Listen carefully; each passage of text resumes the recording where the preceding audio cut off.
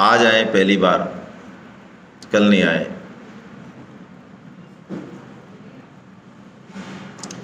दस 12 हैं, ठीक। चलिए आप बैठे हैं, ये भी बड़ी बात है। ये 2 दिन की जो सेमिनार है ये डिज़ाइन इस तरह से की जाती है कि जब हम पहला सेशन लेते हैं तो वो एक जॉइंट है। आप भौतिक जगत से, संसार के उससे आके गीता में जो है आ रहे हैं, तो वो जॉइंट है एक। उस पहले सेशन के बिना हमारा अनुभव है कि जो उसको अटेंड नहीं करता है, प्राय वो गीता सेमिनार में आके भी कहता है कि कोई ख़ास बात है नहीं। तो आप बैठे भी हैं, सुन भी रहे हैं, अच्छी बात है। चलिए, भगवान बड़े कृपालु हैं। भगवान के समक्ष कोई कैसे भी आए, किसी भी रीति से आए, और कोई कैसा भी व्यक्ति हो, बस आ जाए तो उसको कुछ न कुछ तो लाभ होगा ही। और यदि आपका भाव शुद्ध है तो वो लाभ तुरंत भी हो सकता है। हम जो ये अध्याय ले रहे हैं ये गीता का सबसे विलक्षण अध्याय है, और आपने पूरी गीता नहीं पढ़ी तब भी भगवान ऐसे कृपालु हैं कि आप इस अध्याय को भी सुन लें 10-15 मिनट, तो भी पूरी गीता का सार आपके हृदय में बैठ जाएगा। ऐसा ही मज़ा है, क्या करें। कलयुग है, कलयुग में भगवान बड़े सस्ते हैं। आप लोगों में से बिजनेस तो कई लोग करते होंगे ना, तो चीज़ तो हो जाए ज़्यादा और ग्राहक हो जाए कम, तो दाम घटते हैं कि बढ़ते हैं? और चीज़ हो कम और ग्राहक हो ज़्यादा, जैसे ऐसा एक अफवाह फैल जाए कि साहब पेट्रोल जो है 2 दिन ही मिलेगा, उसके बाद महीने भर तक नहीं मिलेगा। तो मेरे पास भले ही 100 लीटर रखा है, लेकिन तब भी मैं 100 लीटर और लेने पहुंच जाऊंगा वहाँ। अब वो स्टॉक है लिमिटेड, और पहुंच गए सभी लोग हैं। तो कलयुग में भगवान के ग्राहक ज़्यादा हैं कम हैं?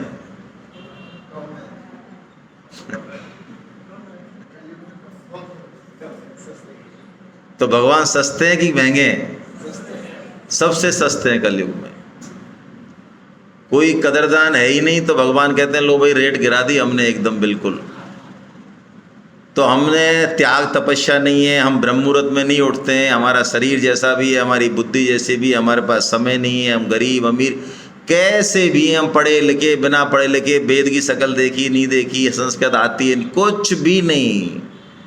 भगवान कहते हैं कुछ भी जरूरत नहीं है भाई। कलयुग में हम कोई नियम कानून सब खत्म कर दिया हमने।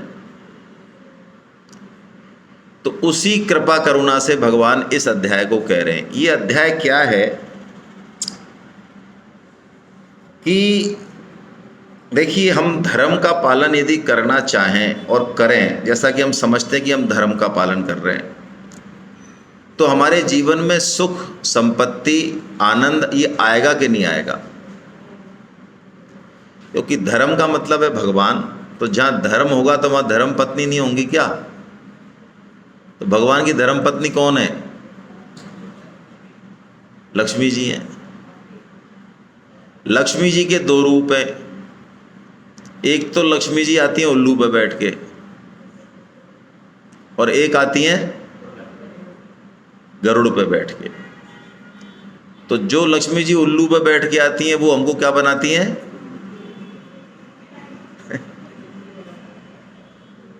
तो दिवाली पे हम सब क्या चाहते हैं? हमें कौन सी लक्ष्मी चाहते हैं दिवाली पे?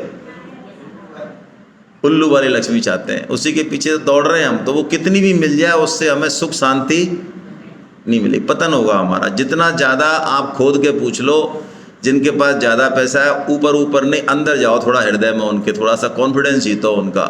कितना हाहाकार है, कितने परेशान है वो बेचारे। आप देखो तो सही, उनके संग रोने वाला नहीं है कोई। ऊपर से ऐसा लग रहा है आपकी आंखें फट रही हैं उनको देख के, और उनके अंदर घुस जाओ तो वो बताएंगे कि हमारी पति पत्नी बेटे सबसे त्रस्त हैं हम, पता नहीं कौन क्या कर दे हमारा। इतना धन है उनके पास, बड़े परेशान हैं बहुत ज़्यादा। ऊपर से तो नहीं समझ में आएगा आपके। लेकिन यदि नारायण वाली लक्ष्मी आ जाए घर में तो सब काम सही हो जाएगा। तो उस भगवान को हम कैसे जीवन में लेके आएं, उस धर्म को कैसे लेके आएं, ये बता रहे हैं भगवान। तो अब लेने कहीं और जाएं क्या? रह तो संसार में रहें, छोड़ कुछ सकते नहीं हैं। परिवार छोड़ दोगे? कितनी गीता सुन लो, धन छोड़ दोगे? ऐसी कौन सी चीज़ से छोड़ दोगे बताओ जीवन में? गीता पढ़ने के बाद भौतिक चीज़ क्या छोड़ दोगे? ऐसी कौन सी चीज़ है? हमारे घर गृहस्थी में एक चीज़ भी नहीं हो तो उसके बिना हमारा काम नहीं चलता है। तो छोड़ना वोड़ना तो सब बेकार की बात है। वो सन्यासी अलग होते हैं जो छोड़ देते हैं। हमारे किसी के भी बस की बात है क्या? कुछ भी नहीं है। तो इस संसार में रह के उस भगवान को, उस धर्म को अपने जीवन में कैसे उतारें, ये टेक्निक भगवान इस अध्याय में देने वाले हैं। इसके लिए भगवान ने क्या किया? इस संसार का स्वरूप बताया हमको। ये संसार है क्या, इसको समझना बहुत जरूरी है। क्योंकि हम संसार को कहते तो हैं, एक हाथ से तो कहते रहेंगे कि संसार बेकार है, कुछ नहीं है संसार में, दूसरे हाथ से बटोरते रहेंगे उसको। तो इस संसार का रूप गीता क्या कहती है उसको समझना है। ये पहला श्लोक है, हम इसी पे चर्चा करेंगे बस। ये श्लोक बहुत है, पूरे जीवन को चलाने के लिए गीता का एक श्लोक बहुत है। पूरी गीता की जरूरत नहीं है। यदि एक श्लोक भी हमारे हृदय में उतर जाए भगवान की कृपा से, तो हमारा पूरा जीवन प्रकाशवान हो जाएगा। और ये श्लोक तो इतना विलक्षण है, ये भगवान की वाणी है कृष्ण की, इसलिए आप इस पर विश्वास करें। भगवान श्री कृष्ण इस श्लोक में कह रहे हैं कि जो इस श्लोक को ठीक से समझ जाएगा वो संपूर्ण वेदों का ज्ञाता हो जाएगा। बोलो, चाहे हमको ये नहीं पता कि वेद कितने, वेदों में श्लोक कितने और वेदों के श्लोक क्या कहते हैं, हमको ये नहीं पता चाहे, तब भी हम वेदों के ज्ञाता हो जाएंगे। ये कौन कह रहा है? भगवान कह रहे हैं, हम तो नहीं कह रहे। हम कहें तो आप ऑब्जेक्शन उठाओ खूब, लेकिन कौन कह रहे हैं? देखो इस श्लोक का लास्ट अक्षर क्या है? वेदवित, यानी वेदों को, संपूर्ण वेदों को जानने वाला है। एक ही श्लोक में संपूर्ण वेदों को जानने वाला हो जाएगा कोई? हाँ, ये असंभव काम गीता करती है भाई। आप वेद पढ़ें, यदि कोई हो पढ़ने वाला तो मैं आगे की बात कहूँ, नहीं पढ़ने वाला हो तो कहने से मतलब भी नहीं है। कोई है ऐसे जिन्होंने वेदों के 2-4 श्लोक भी पढ़े हों, समझ में नहीं आया हो? कोई बात नहीं, पढ़े तो हों, नहीं है तो फिर चले आगे। हों तो बताऊँ मैं आपको कुछ और। देखो ये हमारी सबकी हालत है, मैं भी इसी में शामिल हूँ।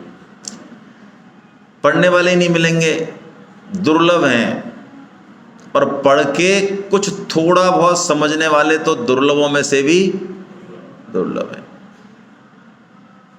तो आइए क्या कह रहे हैं भगवान? भगवान कह रहे हैं संसार को तू समझ। तो इस संसार को भगवान ने उपमा दी वृक्ष की। किसकी उपमा दी? वृक्ष की उपमा दी। और इस वृक्ष को भगवान ने, देखिए आपको फोटो में दिख रहा होगा, उल्टा बनाया है। क्या बनाया है? उल्टा बनाया है। इसकी जड़ कहाँ है? ऊपर है, और ये नीचे बढ़ रहा है, नीचे बढ़ रहा है। तो इस संसार वृक्ष की जड़ में कौन बैठे हैं? भगवान श्री कृष्ण बैठे हैं। अब आप देखिए, आपको किसी वृक्ष को यदि पल्लवित पुष्पवित करना है तो आप उसमें पानी कहाँ देते हैं? जड़ में देते हैं। एक एक पत्ती पे तो नहीं देते, ऊपर जाके फूल पे, पत्तियों पे, कली पे नहीं देते ना। तो जड़ आपको दिख रही है या फूल, पत्ती, तना दिख रहे हैं? दिखता क्या है आपको? और जड़ नहीं दिखती, फिर भी पानी आप जड़ को देखते हैं। जो नहीं दिख रहा है उसको देते हैं, और जो दिख रहा है उसको नहीं देते हैं। क्यों भाई, ऐसा क्यों करते हो? जड़ से उसके बिल्कुल एक एक पत्ती पे, टॉप पे पानी पहुंच जाएगा। जहां जरूरत होगी वहां सब पहुंच जाएगा। ये हमको विश्वास है, और विश्वास क्या हम देख ही रहे हैं। तो एक चीज बताओ, हमको संसार दिख रहा है, दिख रहा है, और परमात्मा नहीं दिख रहे हैं। दिख रहे हैं? नहीं दिख रहे। हाँ, ये परमात्मा के रूप है, लेकिन समझ में नहीं आ रहे, थोड़े आड़े तिरछे से, समझ में नहीं आ रहा। कहते तो हैं रूप है, लेकिन हमारे मजा नहीं आ रहा। शास्त्र तो कहता है पति परमेश्वर है, पत्नी भी परमेश्वर का ही रूप है, लेकिन ऐसा दिखता है क्या? दिखता नहीं है। तो यदि जो दिख रहा है ये संसार, इसको भी हमको ठीक से रखना है, अच्छे से पल्लवित पुष्पित करना है, तो हमको पानी कहाँ देना चाहिए? अब आपका एक बेसिक प्रिंसिपल समझा आपने। कोई ये कहे कि मैं बिना भगवान की आज्ञा माने, बिना भगवान को जाने, बिना भगवान की बात सुने, बिना गीता को पढ़े, या शास्त्र, गीता का मतलब मेरा संपूर्ण शास्त्रों से है, क्योंकि गीता संपूर्ण शास्त्रों का सार है। मुझे कोई विरोध नहीं, आप महाभारत पढ़ते हैं, रामचरितमानस पढ़ते हैं, वेद पढ़ते हैं, पुराण पढ़ते हैं, उपनिषद पढ़ते हैं, एक ही बात है, गीता में सब आ गया। तो बिना उसको जाने और आपको ऐसा लगता है कि मैं अपने परिवार को, अपने शरीर को, इस संसार को, घर गृहस्थी को मैं ठीक से चला पाऊंगा, तो बोलिए हम मूर्ख हैं या समझदार हैं? हम जड़ का तो पोषण करें ना, उसके बारे में जाने ना, और एक एक पत्ती को सींच रहे हैं और हमें लग रहा है कि हम पेड़ को हरा भरा कर देंगे, तो हम मूर्ख हैं या समझदार हैं? मूर्ख ही हुए ना इस श्लोक के हिसाब से तो। लेकिन हम जड़ का पोषण कर दें एक, और हमें बाकी कुछ नहीं पता। जैसे हमें नहीं पता भैया ये पितृ ऋण क्या होता है, हमें तो नहीं पता, हमारा तो शरीर आ गया, अब किससे आया, हमारे पास फुर्सत नहीं है। ये श्राद्ध और तर्पण सब बिना पढ़े लिखों की बात है। ऐसे समझदार कई कहते हैं, पढ़े लिखे थोड़े से, कि श्राद्ध तर्पण कुछ नहीं होता है, यहाँ का मिला हुआ वहाँ कैसे पहुँच जाएगा, ऐसा कहते हैं। तो मैं तो कहता हूँ ठाकुर जी में लग गए, भगवान श्री कृष्ण की सेवा कर दी, तो हमको श्राद्ध तर्पण पितृ ऋषि ऋण और जितने भी ऋण है वो सब चुकता हो जाएंगे, चाहे हम उनके बारे में जाने चाहे ना जाने। इतनी बड़ी बात है ये। तो क्या कह रहे हैं भगवान, आइए श्लोक पढ़ लेते हैं फटाफट और इसकी व्याख्या कर लेते हैं जल्दी से। ऊर्ध्वमूल मधय शाखम अश्वत्थम प्राहुरव्ययम् छन्दांसि यस्य पर्णानि यस्तं वेद स वेदवेद। जो इस प्रकार इस संसार वृक्ष को जानता है वो संपूर्ण वेदों को जानने वाला है। इस प्रकार, किस प्रकार कि ये संसार वृक्ष उल्टी, इसकी जड़ ये उल्टा है। इसकी जड़ कहाँ पर है? ऊपर की ओर है, नीचे की ओर। संसार के वृक्षों की जड़ तो नीचे होती है, लेकिन ये संसार रूपी वृक्ष की जड़ ऊपर है ना। और क्या है? अश्वत्थम है ये संसार। अश्वत्थ के दो मतलब होते हैं। एक अश्वत्थ का मतलब होता है जो बदल रहा है लगातार, क्षणिक है, क्षणिक, एक क्षण में, एक सेकंड की भी 1000 हिस्से करो तो बदल गया। हमें नहीं देखे वो अलग बात है, हमें तो बहुत सारी चीज़ें नहीं दिखती हैं। उल्लू को सूरज नहीं दिखता, तो सूरज है या नहीं है? उल्लू को तो नहीं दिखता, वो नहीं मान रहा आपकी बात, तो वो इसीलिए तो उल्लू है। तो हमको उल्लू नहीं बनना। शास्त्र कह रहा है कि ये एक सेकंड में बदल गया। कौन सा? शरीर बदल गया, संसार बदल गया। एक सेकंड के 1000 हिस्से करो, इतने में भी बदल गया ये। तो हमको ये चीज़ मान लेनी चाहिए, चाहे समझ में आए चाहे। आपके नाखून कब बढ़ते हैं? दिखते हैं बढ़ते हुए? तो बढ़ जाते हैं कि नहीं बढ़ते? लेकिन किसी को दिखते हैं। आप वो लेंस लेके भी देख लो, 1-2 घंटे भी लगातार देख लो, तब भी आपको बढ़ते हुए, लेकिन बढ़ तो जाते हैं। तो इसका मतलब वो लगातार, अच्छा ऐसा थोड़ी तो रात के 2 बजे एकदम से ऐसा हो जाते हैं 2 से 3 के बीच में, ऐसा होता है? बढ़ रहे हैं लगातार। ऐसे ये संसार परिवर्तनशील है, पहली बात ही जान लें। मतलब ये बदल रहा है, ये नष्ट हो ही रहा है, होगा नहीं, हो ही रहा है, कंटिन्यूअस हो रहा है। हमारा शरीर कंटिन्यूअस मर ही रहा है। स्वामी जी कह रहे हैं ये गलत है कि हम जी रहे हैं। सच क्या है? जैसे कि देखो, अभी हम इतने लोग 50, 60, 70 लोग हैं, खाने का समय बढ़िया है, तो हम लोग मिले हुए हैं अभी सब। अच्छा, अब मैं आपको 2 चीज़ देता हूँ, कौन सी सत्य 100%। एक तो हम बिछड़ेंगे सब, आज शाम को हम अपने अपने घर चले जाएंगे। एक तो ये कंडीशन है मेरी कि हम सब बिछड़ेंगे। एक मेरी कंडीशन है कि हम सब दोबारा मिल जाएं, 2 महीने बाद, 6 महीने बाद, 10 साल बाद, 20 साल बाद, सब मिल जाए दोबारा। वो लोग किसके चांसेस ज़्यादा हैं सही होने के? हैं? मिलने के कोई ज़रूरी नहीं है। और मिलके भी अंतिम सत्य क्या है? बिछुड़ना है। अंतिम सत्य वियोग है। शरीर का, संसार का वियोग लगातार हो रहा है। ये भगवान ये समझाना चाह रहे हैं। एक ही शब्द से, अश्वत्थ से हम समझ जाएं, संसार में वियोग ही सत्य है।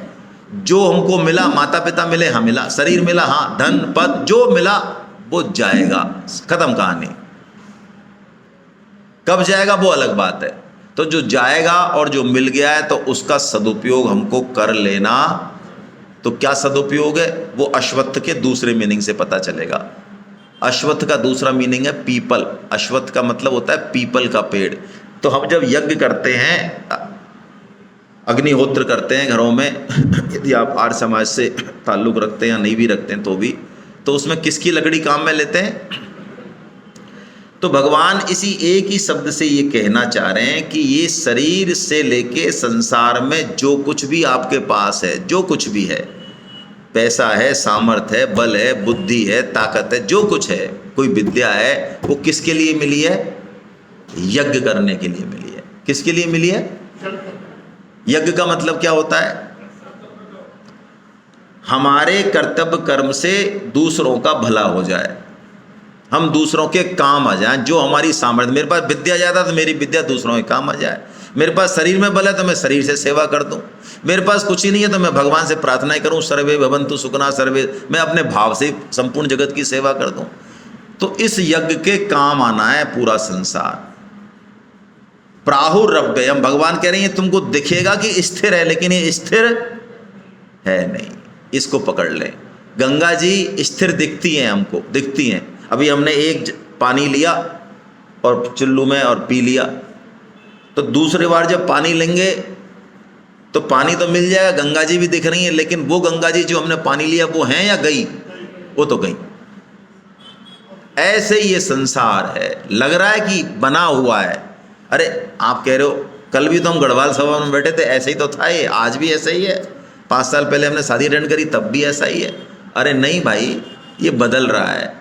ये 100 साल पहले नहीं था, ये हो सकता है 200, 300, 500 साल पहले बाद में नहीं हो। ये बदल रहा है, ये क्षरण हो रहा है। तो संसार को ऐसा मान लेंगे तो संसार का सदुपयोग हो जाएगा। सदुपयोग का एक ही मीनिंग है भाई, हमारे पास जो कुछ है उसको भगवान की सेवा में, अपने लिए, अपने परिवार के लिए तो हम बहुत करते हैं, लेकिन क्या हमारे मन में कभी ये बात आती है कि हमें जन्म किसने दिया और क्यों दिया? हमें इस स्थिति में किसने रखा है? आखिर कोई जो भगवान सब हमारे पीछे हैं, एक एक एक्टिविटी के पीछे मनोभाव, वो हमसे चाहते क्या हैं भगवान? तो भगवान हमसे चाहते हैं कि हम थोड़ा सा भगवान का काम कर लें, बस थोड़ा सा। क्यों? भगवान को जरूरत पड़ रही है क्या? नहीं। समझें इस बात को।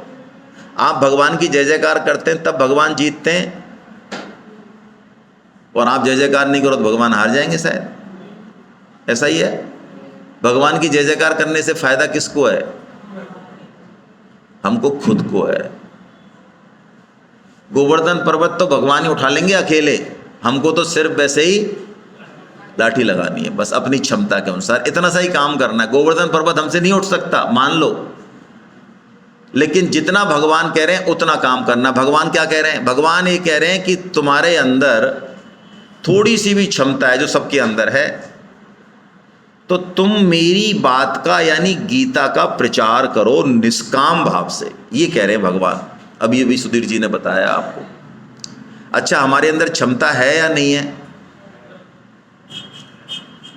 कई लोग कहते हैं हमें गीता सेमिनार करने की क्षमता नहीं है, 50 लोगों को कहाँ बिठाएंगे, कहाँ खिलाएंगे, कैसे पैसे लेंगे, कैसे जोड़ेंगे, कैसे बात करेंगे। तो मैं आपसे पूछता हूँ, आपके पुत्र या पुत्री तो होंगे, तो ऐसा थोड़ी होता हुआ कि 2, 4, 5 पुत्र पुत्री हैं, उसमें से 2-3 तो शादी के बिना ही रह जाए। साहब हमारी क्षमता नहीं, क्या करें, अब शादी नहीं होगी। इतने सारे लोगों को खाना खिलाना, बताओ, बहुत दिक्कत।